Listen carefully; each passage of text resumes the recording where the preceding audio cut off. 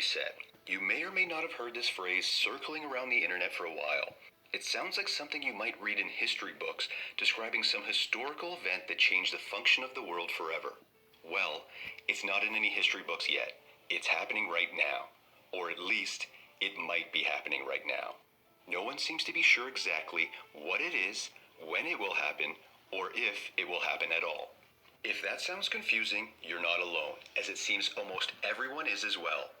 The Great Reset was proposed in May of 2020 by the World Economic Forum, an international non-government organization, or NGO for short, founded by Klaus Schwab, a German engineer and economist who also seems to be the leading force behind the idea of the Great Reset.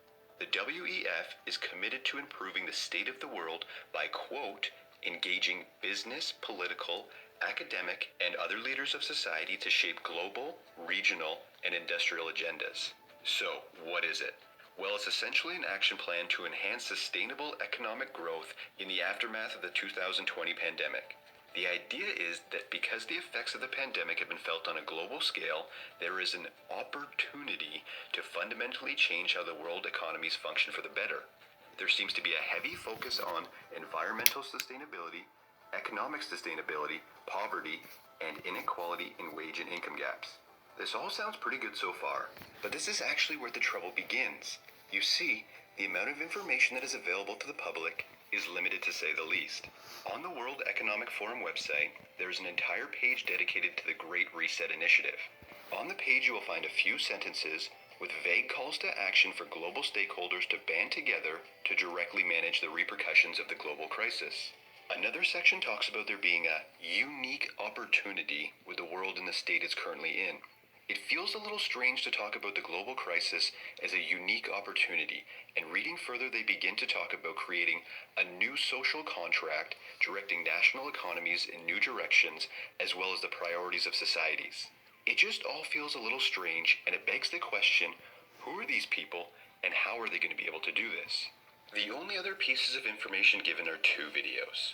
One being a 45-minute Zoom meeting with Klaus Schwab and a cast of other internationally involved individuals who are no doubt knowledgeable people, and the other being the WEF Sustainable Development Impact Summit 2020.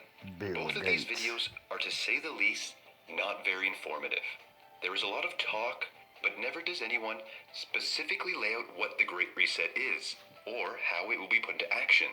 There is a lot of talk about poverty and homelessness in Los Angeles, refugees and the impact the pandemic has had on them, displaced people and joblessness, but most topics brought up in the Zoom meeting were in most cases pretty much common sense.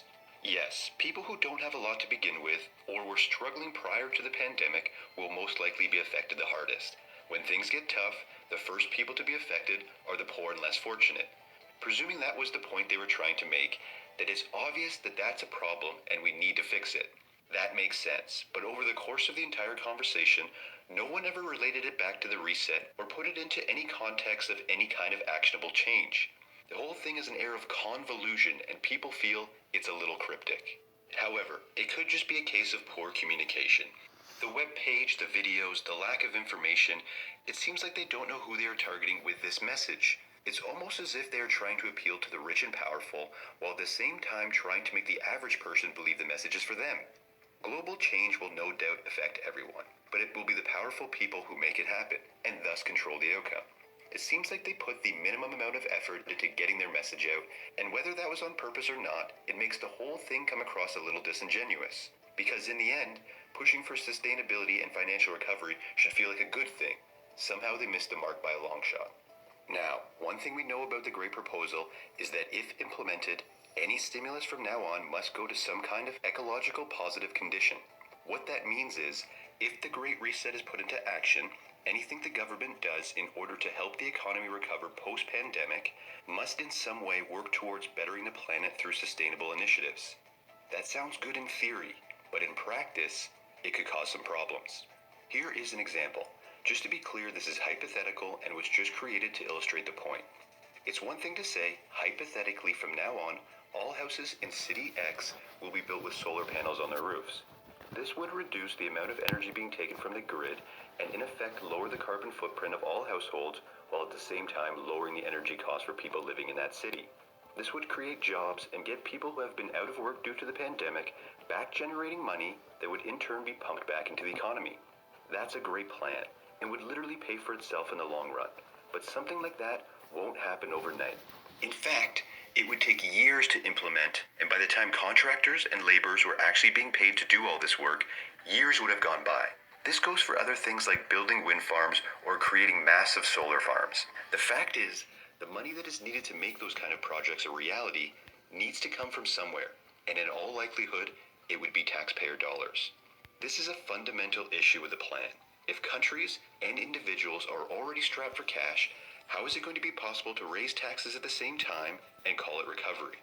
To contrast that, in the United States there's something called the CARES Act, which provides up to $1,200 per adult whose income was less than $99,000. Adults with children can also receive $500 per child under the age of 17. So, for a family of 4, that adds up to a possible $3,400 in stimulus. In total, countrywide, this adds up to be $2 trillion of stimulus being pumped back into the economy almost instantly. There's no doubt that building the economy back up through green infrastructure and green investment makes a lot of sense in the long term. But at times like this, sometimes needs are immediate. People and governments just can't wait those 2 or 3 plus years. Along with sustainability, the WEF have outlined the 3 main components of the Great Reset. First, to create a fair market and implement reforms in order to promote more equitable outcomes. In other words, they want to decrease the wealth gap in countries like the United States with the goal of creating a stakeholder economy. A stakeholder economy is one that includes not only shareholders who own the majority of the wealth, but also employees, customers, suppliers, and the communities of all the people who help support and run. The idea behind a stakeholder economy is that it serves everyone because everyone has something to gain. A good example of this is something like Kickstarter, where not only the company that is creating the product is involved, but also the consumers through monetary contributions as well as conceptual input. Because of this, both the producer and the consumer have a vested interest of the success in the final product. Second is to ensure that any investment made on a global scale work towards shared goals. This is where the example given earlier would fit in. Instead of spending money on existing systems, the WEF believes that now is the time to instead create new ones. Finally, to harness the 4th industrial revolution. This is the ongoing revolution in manufacturing and tech sectors, which is seeing a massive leap in automation, AI, advanced medicine, and revolutions in supply chain. The Great Reset aims to focus heavily on education in all these areas in order to continue the growth exponentially into the future. This is obviously concerning for workers who are at risk of being replaced by automation currently, as the likelihood of job loss will only rise.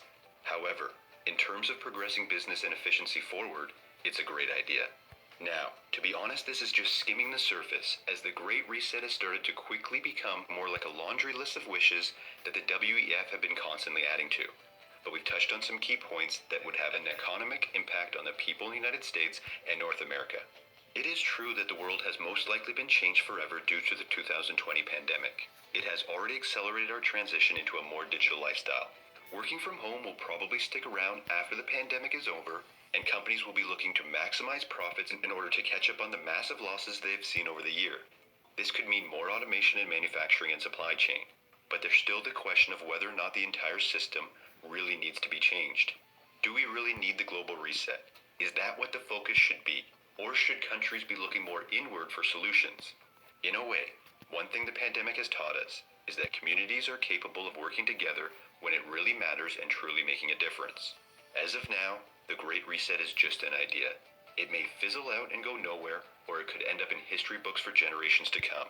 Whether it's for better or worse is yet to be seen. What are your thoughts? Leave them in the comments below. Don't forget to like and subscribe, and if you get a chance, check out this video right here.